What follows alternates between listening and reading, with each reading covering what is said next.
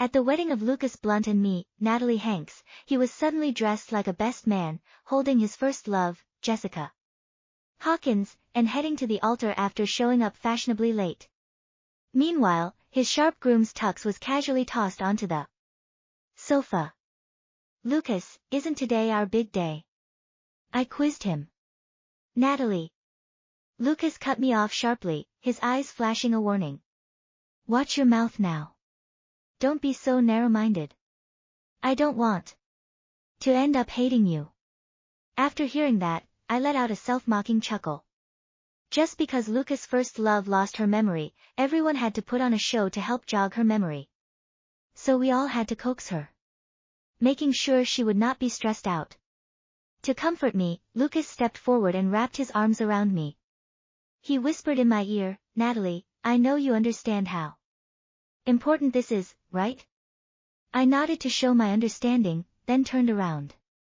However, I took the hand of one of the real best men and walked to the altar with him. Later, while I was shopping in the mall with my baby in my arms, he approached me, tears streaming down his face, and said, "Natalie, weren't we just putting on a show?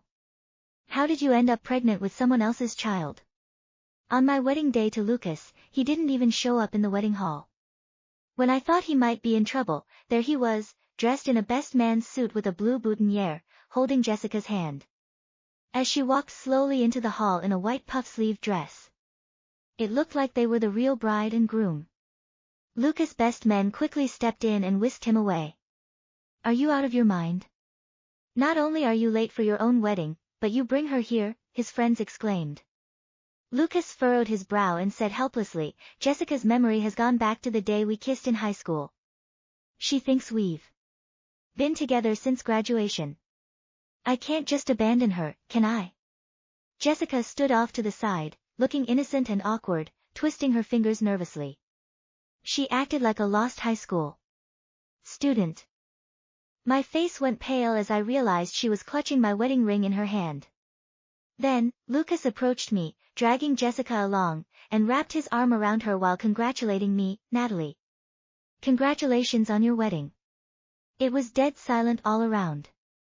I stared at him, my voice tinged with uncontrollable resentment. I said, "What on earth are you talking about? Today's our day, Natalie." Lucas quickly cut me off, his eyes betraying a hint of panic. He glanced nervously at the person by his side. Seeing that Jessica hadn't caught on to what I hadn't finished saying yet, he turned back to me with a look of displeasure, his eyes filled with malice. I was taken aback as he had never been so harsh with me before.